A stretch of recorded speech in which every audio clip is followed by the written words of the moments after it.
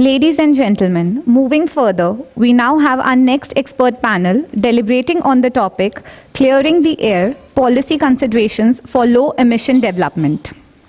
The panelists will present their perspective on the policies developed to address the energy transitions and deliberate on policy issues such as using forest and vegetation cover as a carbon capture mechanism, decoupling economic growth from carbon emissions, and role of electric vehicles in the decarbonization of the transportation sector in India. I would like to invite the following panelists on the stage, please. Dr. Sugato Dutt, former CEO, Compensatory Afforestation Authority, Government of Tamil Nadu. Ms. Shipra Dawar, co-founder and director, Bharat Bhagya Vidhata Forum and CEO, IWIL. Mr. Rajesh Gupta, promoter and director, Lloyds Metals and Energy Limited. Mr. Rajnish Jayaswal, Vice President, Corporate Affairs, Petchem, Reliance Industries Limited. I request Dr. Sugato Dutt to kindly moderate the session. Everyone here. It's a warm afternoon in January, and at the same time, I think we have freezing cold over North America, snowstorms, both of which are somewhat unusual, I'd like to believe. I'm Sugato Dutt. I have my training as a resource manager, natural resource manager, but by career I've been a bureaucrat in the Forest Service. And for some 3 decades, I have mixed my career of practice in the forest setting with sabbatical breaks, where I deliberated with academics, and the topic I did choose was primarily policies concerning the environment. Now, today's topic happens to be just that, the environment. We talk about the larger debate on climate change, various facets of the debate, and there's a huge global concern that we all face here today. Rising temperatures, as I've mentioned, Hyderabad being a pretty close example. Floods, unusual floods across Bangalore where you never expected them, inundating whole condominiums. Snowstorms, as we said, melting glaciers, and so on and so forth. Now, it's the reality of this climate change that's compelling countries across the world to think very deeply on the causal effects and to start providing solutions of various kinds to be able to contain this dramatic phenomenon of heating, of global warming. Now, we've made our pledge as well, and we've also given very, very, I guess, ambitious targets to ourselves. But the reason why we are doing that has a second layer that's equally important. We're a developing country. Our incomes per capita are amongst the lowest in the world. I believe the ranking is somewhere down 115 on the global charts. And we need to catch up. We need to catch up with the rest of the world for the greater good of our own citizens. And as we do so, we need to use vast quantities of energy to be able to do so. Presently, our per capita consumption of energy, again, happens to be one of the lowest in the world. And the only way to drive the development agenda is to greatly increase the pace at which we produce energy and distribute it to all sectors of our society. So, friends, this afternoon, we have a very distinguished panel coming over to discuss the aspects of this very broad debate that we have. Let me introduce the panelists who will clear the air, literally speaking, on India's position in this global climate debate. First, we have Mr. Rajesh Gupta, and he's been in the steel and allied manufacturing field for the last 40 years, starting at the rather ripe age of 18 when he began. Some power and energy conservation have become almost second nature to him in this regard. He's the director of Lloyds Metals and Energy, where 30 megawatts of green power is producing waste gases and is recognized by the United Nations Framework Convention on Climate Change for generating carbon certificates. Next, we have Mr. Rajnish Jayaswal. He's a trade policy and regulatory risks expert with more than 25 years of work experience. He's currently working as Vice President Corporate Affairs, Petchem, at Reliance Industries Limited, and he's been associated with the Indian School of Business, the Indian Institute of Management at Lucknow, and is a trade advisory think tank advisor to the think tank called CUTS, C-U-T-S. We also have Shipra Dawar. Shipra is the co-founder and director of Bharat Bhagya Vidhata. I'll pause a little over here. We've all been colleagues, classmates of the very first ISB's certificate course in public policy. And we got together immediately after the course completed to put our thinking caps on and float this initiative, Bharat Bhagya Vidhata, with several verticals, energy and environment being only one. There are several others. And we're very proud to say that Shipra has been the founding director of this enterprise. But Shipra wears more hats than one. She's also the founder and CEO of India's leading digital behavioral health and application startup. It's called I Will.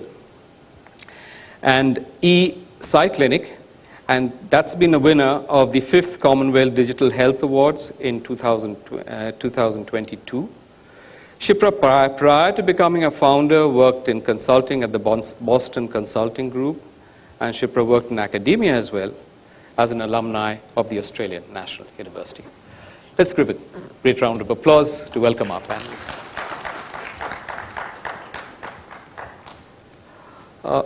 Let me begin this discussion by an attempt to map the challenges that we have and the challenges that confront policy makers.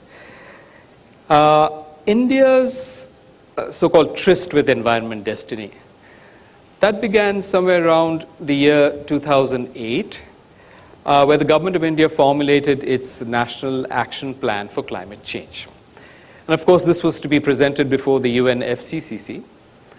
And it was actually taking on a very important legacy. India, or the government of India, that is, has been framing some very powerful legislations on controlling various facets of the environment, all the way from the 70s and the 60s. So this was a very natural successor. Now, the National Action Plan for Climate Change, for those of us who are probably not familiar, has as many as 8 different missions. And to my mind, those 8 missions can be sort of clustered into 2 or 3 categories. The one, for example, having a mission for sustainable agriculture, for sustainable habitat.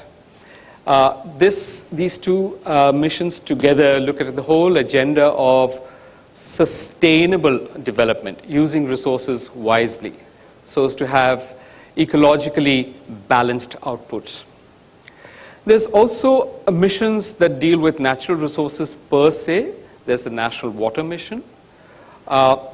There's the Green India Mission, which deals with greening the country. It's exactly what it is.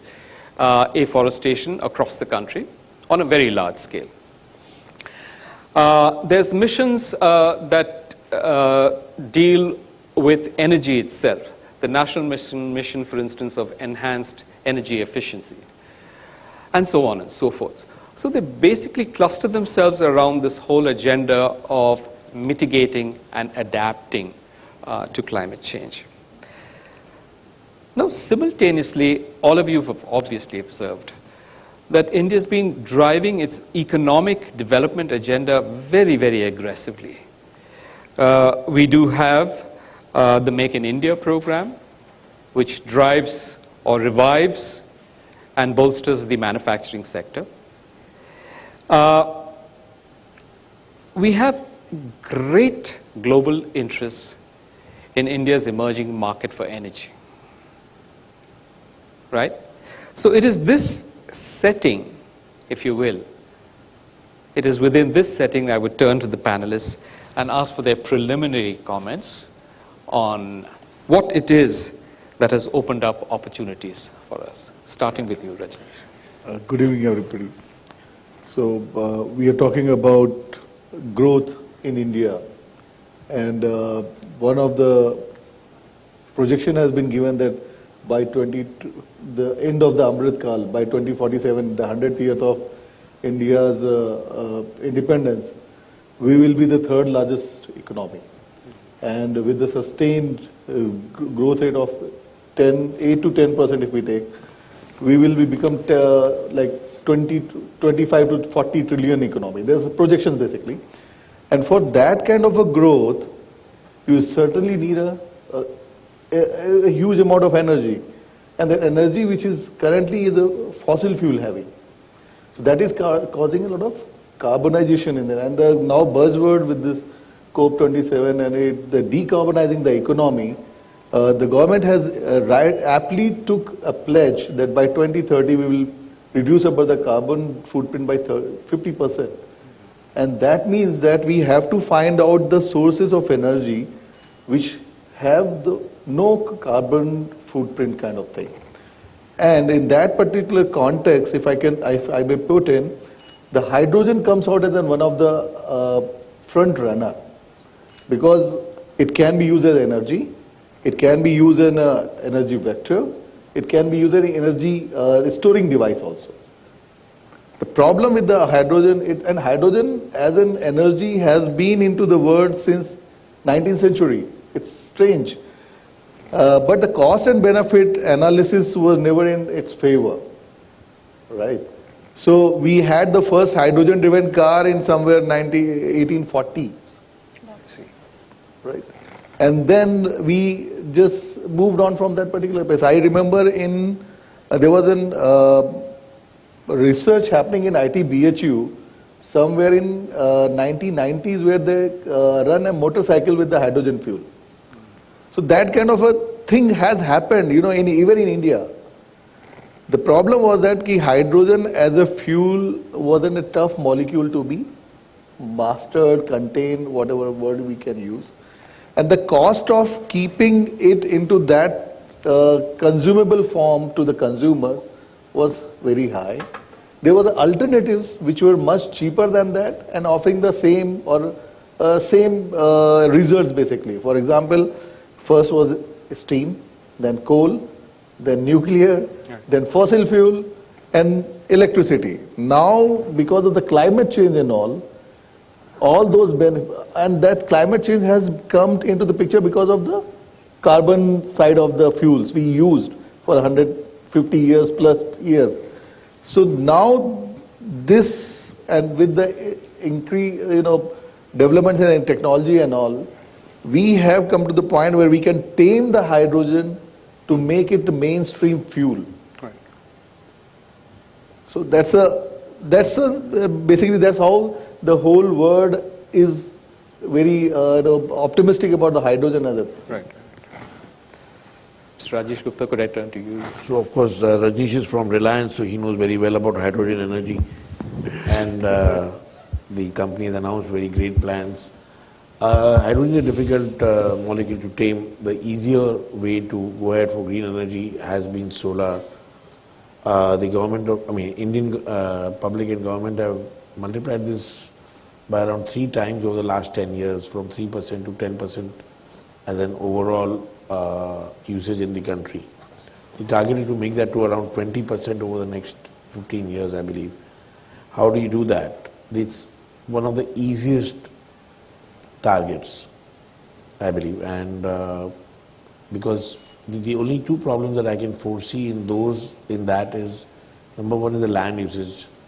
Around 20 times more land is used in producing 1 unit of solar energy compared to thermal power. That's going to cause a big problem. In India, in the world earlier, ethanol was a fashionable fuel, but over usage of land for corn production caused problems like famines in some southern in some African countries. The other problem that I feel is more of a tweaking nature of the policies of, because power is a state subject in India, and there are a lot of policies which need to be tweaked continuously, and also to match the base power, which is thermal power. Thermal power, solar power, or many green powers are used throughout the day. Power is energy is used throughout the day, but solar power is produced only 8 hours or 7 hours a day, and that's what causes a problem. And those kind of there will be a lot of tweaking required to make sure that the viability of solar power is there on a continuous basis. But I'm still confident that 20% of the base power would, by 2040, 45 would be, 47 would be solar as envisaged by the Government of India. That's so interesting. Shipra Dawar. Yeah, so I completely agree with Rajnish and Rajesh that hydrogen and solar are going to be the renewables of the current times. But I want to take attention to nuclear fusion. That's an energy source for the future. It powers our star and the sun, and basically the energy that we have at Earth is a reaction of the fusion that's happening in the sun. There's a great deal of work that's going on in the world around this. Of course, it's touted that when it comes to fruition, it will be the holy grail of all the energy problems that exist today. I'm very proud to say that India was one of the 7 countries that got together to build in the ITER, which is in the France today. And it had a 10% stake. It invested 20,000 crores at the time in cash and kind. So we had an eye into the future.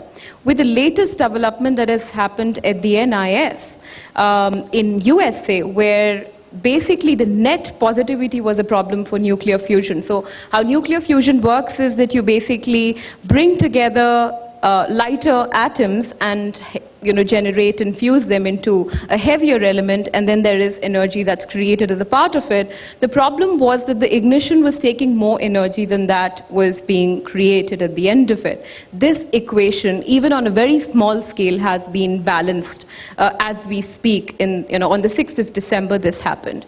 So it's a big achievement in the direction of imagining a nuclear fusion future. And that will mean we'll have our own mini suns and stars. The problem I feel that where India at the policy level may be lacking is that we have a 10% stake in ITER, but when it comes to sending the number of scientists that we can send, which is close to 95, we only have around 40 scientists who are on the ground working on that project. If I compare that to China, China is clocking its exact 10%. Sometimes they're even sending more people than are needed. And that brings in back the know-how and the knowledge that you need to build your own later. And we have Aditya as our own tokamak in India when it comes to nuclear fusion. I believe with the talent that we have in India and with the scientists that we have in India, this is an area that we need to look forward to. Compare ourselves to US. US is a part, NIF is in the US, but they're also a part of ITER. So I believe that it is critical for a country like ours who will have energy requirements, as you rightfully say, because we have to really look and bring the population that isn't there yet to match to the developed nation. So we'll always need more energy, like a growing baby. So that's an area, I think, where we need to bring more focus on. Clearly, of course, with an eye that this will be a little more ahead in the future, but India shouldn't lose that bus, is what I feel.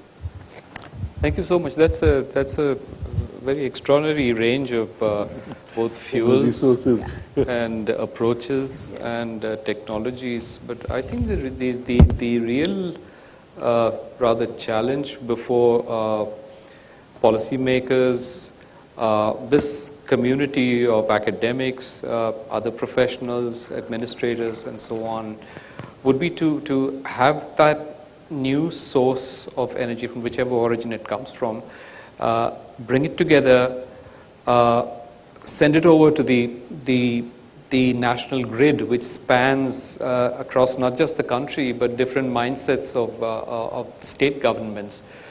What are some of the technologies that help, for instance, these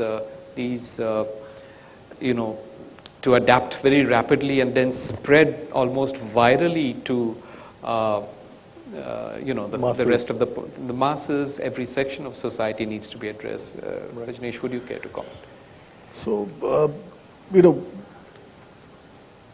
there are, challenges are there in terms of making, replacing the fossil fuel. It was very easy product, and it is a very easy product for, to be provided to the consumers or different level of the consumers for their consumption and their outcomes. In terms of other alternate options like hydrogen or nuclear or solar, everything has its own limitation as of now, which need to be broken down. And for that, we need a lot of innovation as well as investment for the innovation. I've heard of the LED bulbs being scaled up very rapidly. Would you, oh would yeah, you enlighten us? that's a really a great success story across the world. If I can suggest, in India, the BE has taken this challenge to replace the 80 crore bulbs, the filament bulbs, with the LED one, and that too was like 8 years back. And the idea was that we will save huge amount of money because LED bulbs are around 75% more efficient. So it means what? That if you replace that total, like we add on it, we could replace 50% of the total for 80 crore bulbs. And it is around 50,000 megawatt power saving we are making as on date per annum. And you won't believe that 10,000 megawatt is basically during the peak hours. So it means what? That because the peak hours was the one major factor to have an additional capacity in the power plant for the generation, which has been taken out of the system. And the beauty of this particular effort was that the LED bulb, which was you can say an scientific innovation in terms of high end of the product, which was like 500, 700 rupees once upon a time, was finally sold to the people at 20 rupees, 25 rupees, 30 rupees. And they were given with like two bulbs. You have a one connection, take a two bulbs, pay 40 rupees, and that's how it gone viral.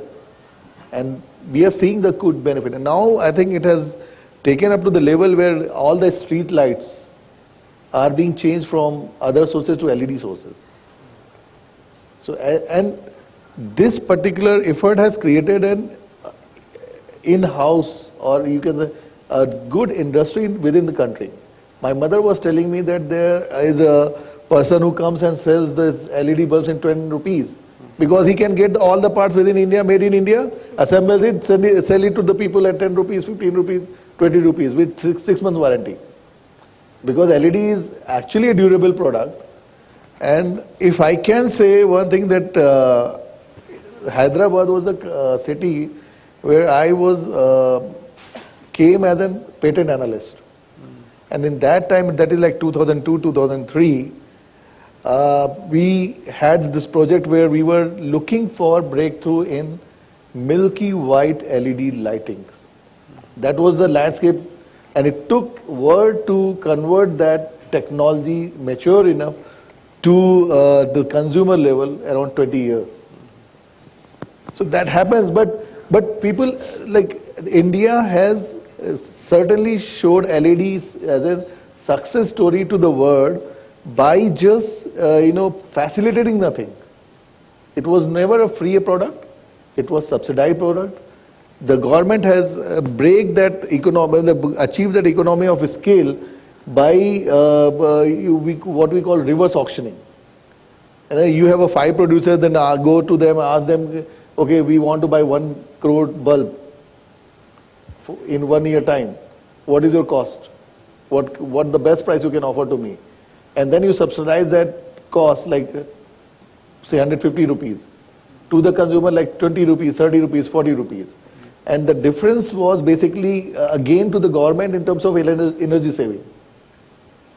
So that kind of a model was a long shot, but it paid well. Correct. Similarly, the things are happening in solar panel. We are targeting to have 160, 70 gigawatt of the solar panel. And 45 gigawatts has already been installed, which was like 2 gigawatts almost 8 years back. 20 times capacity has been installed. Right. And we are again targeting like 140 gigawatts of additional capacity by 2030. Right. And now this new scheme of rooftop solar panel, which is again a 40 gigawatt, will create another source of energy. And it will reduce the requirement of on a fossil fuel based grid system. In my society, we have got this solar panel installed, which was net metered. You wouldn't believe my society's common electricity bill reduced by 90%. That's amazing. That's amazing. So ROI was like 3 years, 4 years. The initial, you can say the hitch was basically a huge capital investment, which was partially subsidized by the government, both state and central government. Yeah. So, and the rooftop solar panel scheme is hit in Gujarat. Why? Because they say ROI is good. I invest ₹1 lakh today, and within 3 years I'll be making money out of it because of the net metering thing. I think it's the highest. They have the highest adoption rate. Right. And if I can say, third thing is basically, another example could be if I say this EV adoption. Right. Mobility is one of the major consumer of the fossil fuel. Around 20% goes into the fossil fuel. India, if we can, and we are totally dependent on the imports for the fossil fuel. If we can convert that thing from the economic point of view, if we can convert that thing into 10% or 15% conversion into EVs, which is being supported by the renewable energy based charging system, and that trade deficit or current trade deficit because of the fuel import bill, if get reduced, then we have that money in our hand, and that can be circulated to the economy for the further growth, and that's what I think Mr. Modi is trying to do it. Win-win. It's win-win for it. Rajesh, So you have an environmental benefit and you have an economical benefit concurrently. Absolutely. In this part. Absolutely. Rajesh, what is all this meant for the consumer? Could you expand on? So the consumers in this net for metering, for example, have benefit, but the problem with solar power is the time of day. You produce maximum power in solar through at 9 to 12, 9 to 1. And therefore the power requirement there of the base load comes down dramatically. Therefore the grid doesn't like instability. They want the base load manufacturers to go down, and they don't want to go down because it's difficult for a base load manufacturer of power to go up and down. So because of that, the policies are such that you don't allow banking. So therefore automatically you are therefore, I'm not talking about net metering, that's causing the problem, or part of the very small part of the problem, but on a larger scale, you're not allowed to bank that power. So we are producing the most power that day, but we may require more throughout the day. Any industry, if it is putting up a power plant, it requires power throughout the day. So it's not allowing to bank. And that's causing a big problem in making it fully viable and second nature for industry to come. So that is very economically viable for a smaller consumer, and the government has helped in that. The their own compulsions don't allow this to happen so smoothly in the larger projects, in the industrial projects. Number one. Number two, also these policies change very rapidly, and also they change every state to state. Power is, like I said earlier, a state subject, and every state has a different policy. Tamil Nadu had a banking policy, and one fine day, within a gap of 15 days, they eliminated banking. Now all those people who are invested in the banking certainly don't know what to do with that surplus power which is produced in those hours. So those kind of problems have to be addressed systematically, step by step. Maybe some national green policy has to be adopted for grid stability, which the states would be forced to adopt. Still a far way off, but I think they're getting there. That's number one. Number two is waste. Again, solar power has a life. I'm sorry for being the person to rain on the party, but there are always negatives to every positive.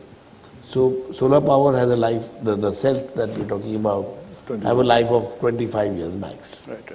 Yeah.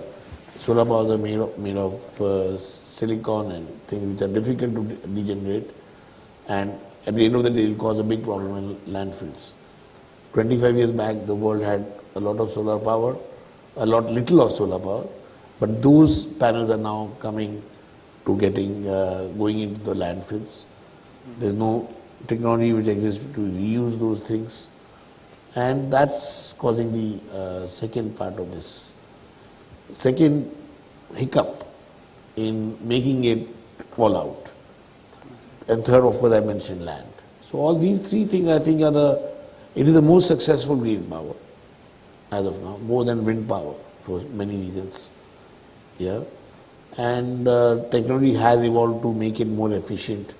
From 18% PLF, it has gone up to 22-23% PLF. That means an efficiency of 25%, which is good. So these other smaller things have to be addressed by the powers, and I'm sure that they would address that if they want to make it green. Like she said, the economy has to grow. The economy has to grow, and we have to reach world number one, world number two in all aspects. For that we require energy. So these small hiccups would have to be eliminated sooner or later. Yeah, I would suppose so. Shipra, any further thoughts on the technology? Yeah, I think one of the ways in which this can be handled is through energy storage systems, because they are designed basically to fill the gap that renewable energy will bring with its variability and with its intermittent nature. And that's when you can store it, you can basically grid balance, but you could also optimize power. And I think the government has recognized it in India, specifically in July 2022, if I'm not wrong. The Ministry of Natural Renewable Energy did notify that between 2021 to 2030, the range of power that's coming from energy storage systems should increase from 1 to 4% of all the renewable. So they've taken stock of that. The reason why they've done it is to give that push within the country to have more indigenous development when it comes to the energy storage systems. There are a lot of schemes that are coming at the production-linked incentives as well. And as Rajesh was pointing out, that's a very pertinent problem. The fact that you cannot today recycle some of these batteries that you need, even in the storage system, is a huge challenge. But there are technologies that are coming up, and that is important to actually capitalize on that. Because if you do that, then you're not dependent on the raw materials that are currently controlled by China. Because if you can basically reuse and recycle some of these end-of-life batteries, that you had through technology, you're basically doing that good for yourself.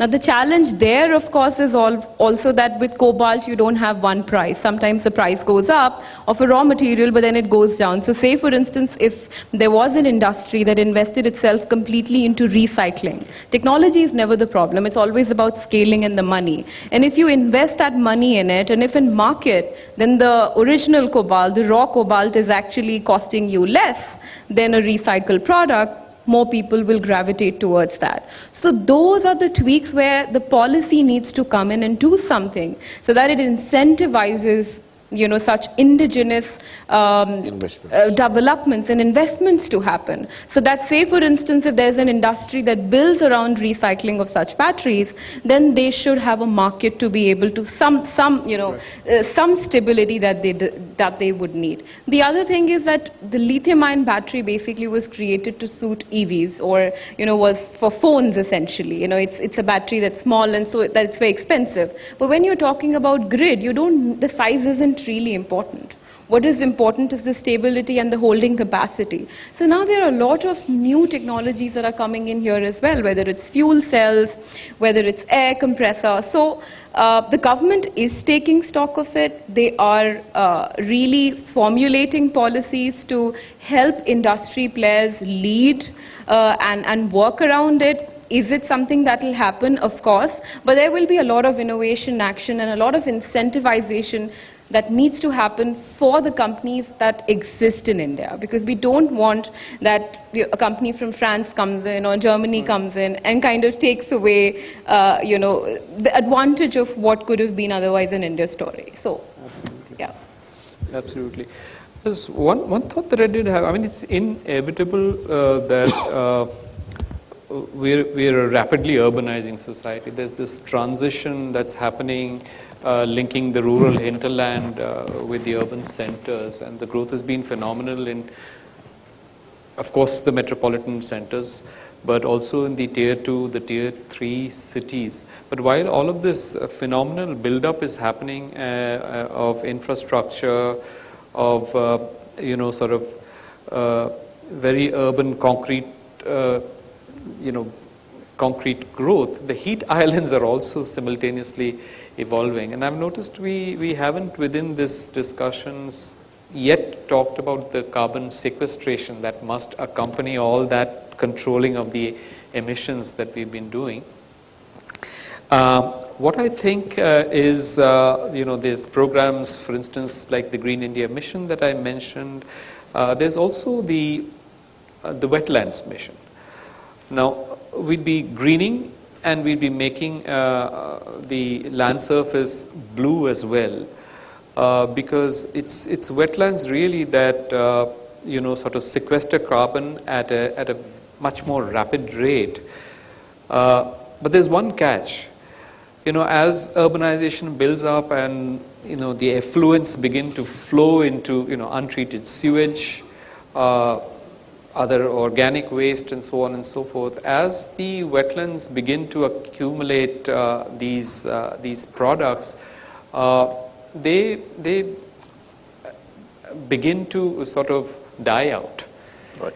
And with that, they lose this phenomenal power they had of carbon sequestration. So in my mind, the wetlands mission is going to be even more significant than the Green India mission.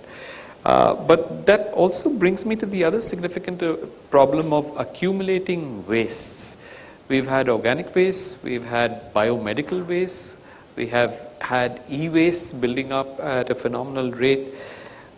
Surely in a country with a very central philosophy of being one with nature, there needs to be some way of addressing this.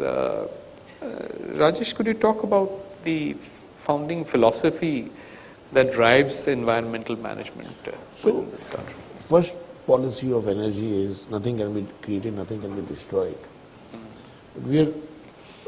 You're only replacing. Yes. You're replacing energy, carbon with hydrogen.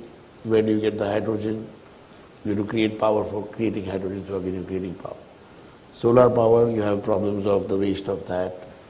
Similarly with the batteries. So every energy replacement will have a cause of problem, will become a cause of problem sooner or later. Energy cannot be replaced, cannot be created nor destroyed. So we have to look at reduction. We are all here, you started by talking of Hyderabad climate. This room is set at 22, 23 degrees centigrade.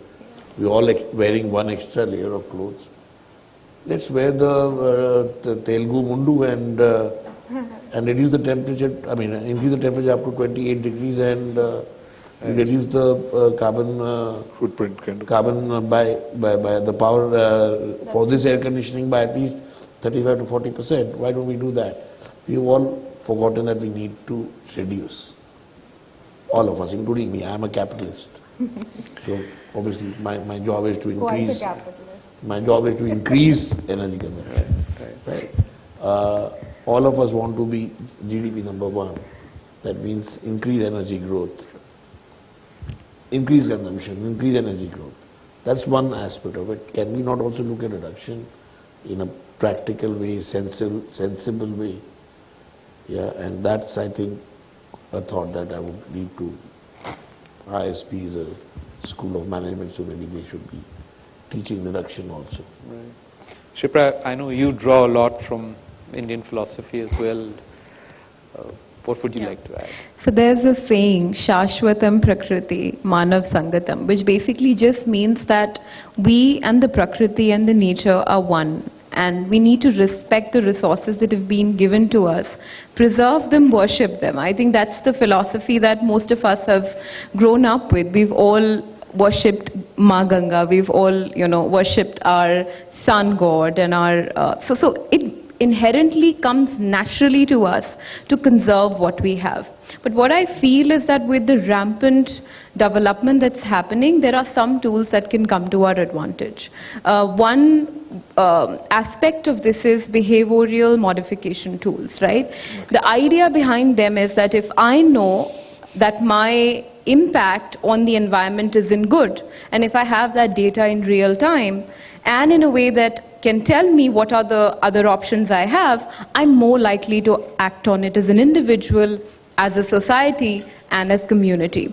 So there's a lot of work today that's going in to build tools that can basically help you track your own personal waste generation or your impact, whether it's with the water waste, whether it's with the electricity consumption at your home, and so on and so forth, the kind of clothes you wear, and, and everything. And then you can track the impact of it that's negative on your environment, on your psyche, and on and the person that you are.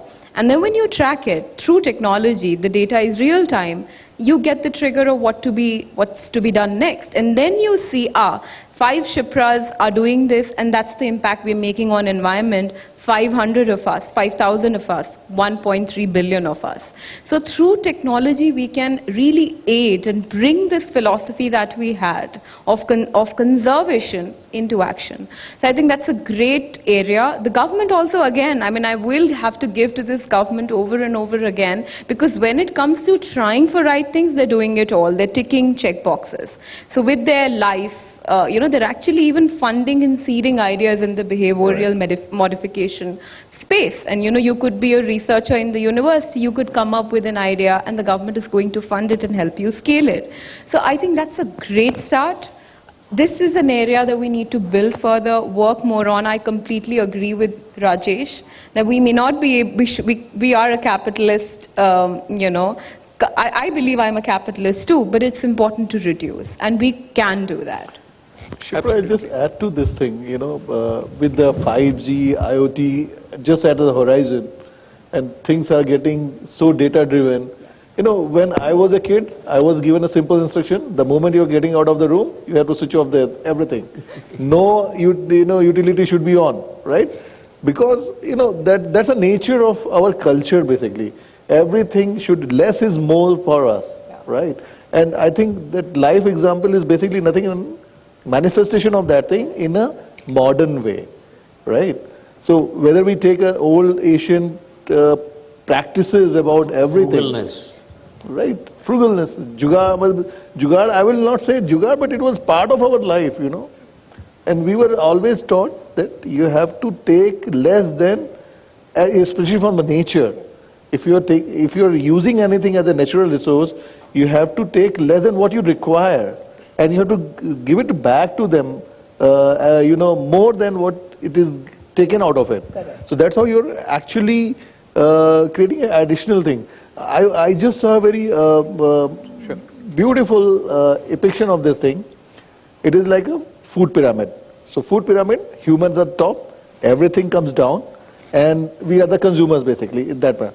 Now that food pyramid has been converted into circular form, where we all are part of the nature, helping each other to survive in this nature and contributing toward positively towards the even, one of the practices, like there was a part of the thing that we do fasting, intermittent fasting, whatever fasting.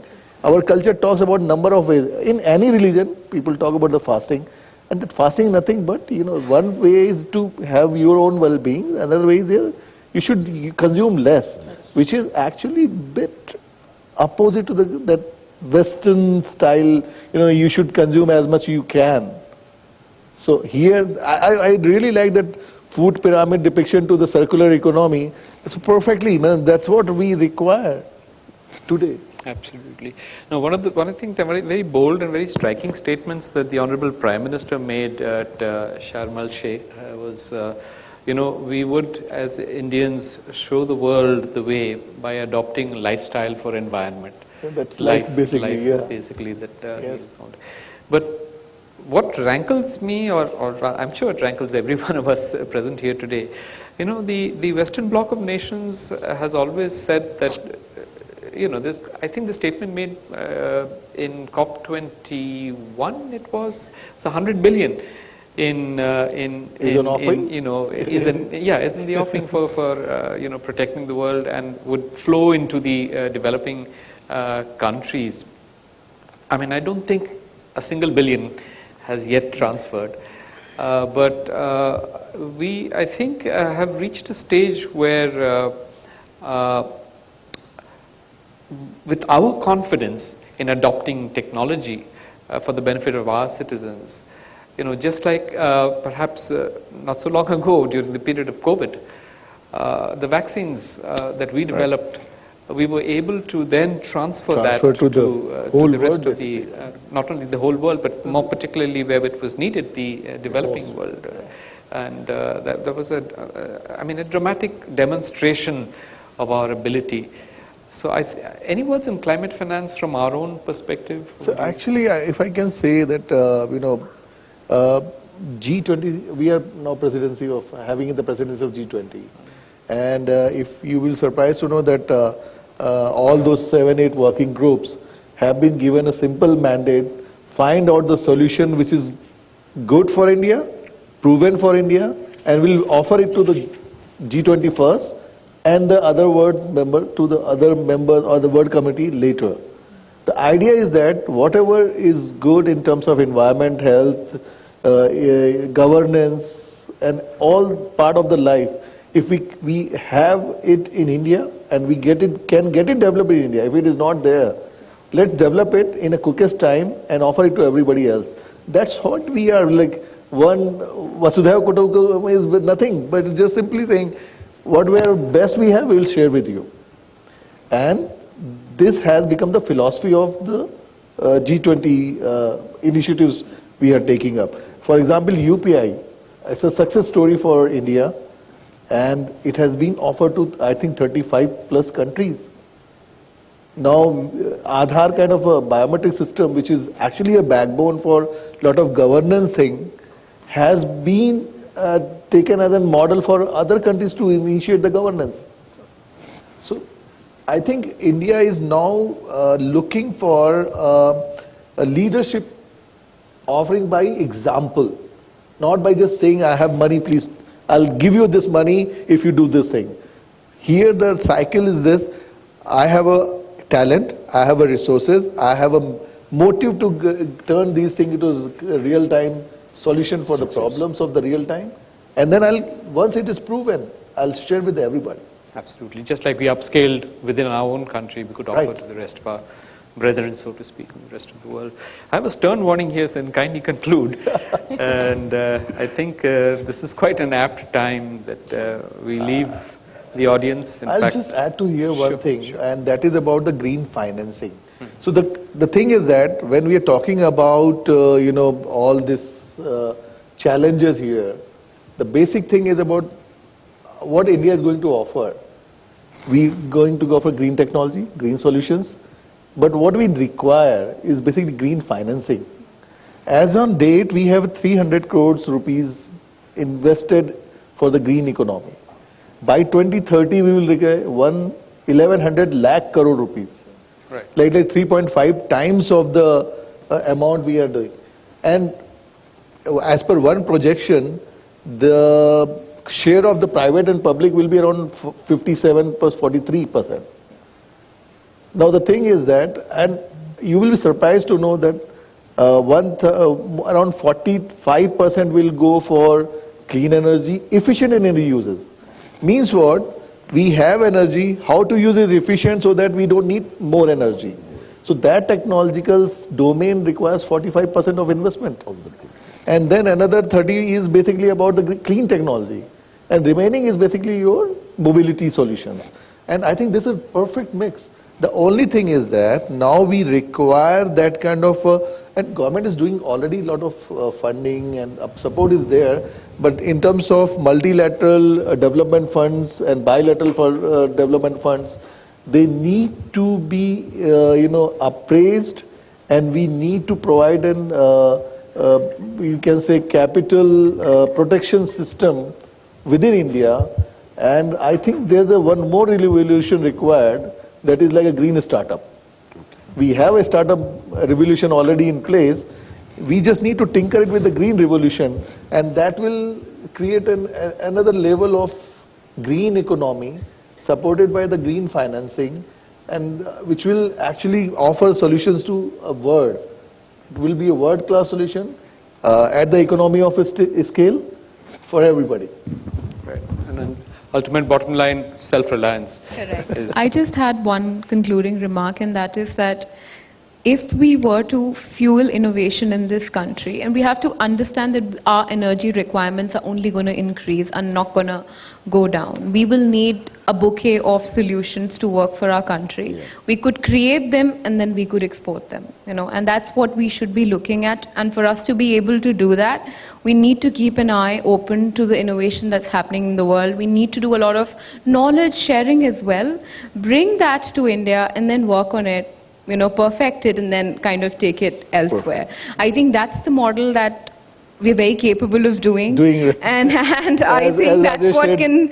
Yeah. Rajesh mentioned about the frugal side of the India, Correct. which we can convert any technology into the low cost, high efficiency. The Chinese have made that into an art.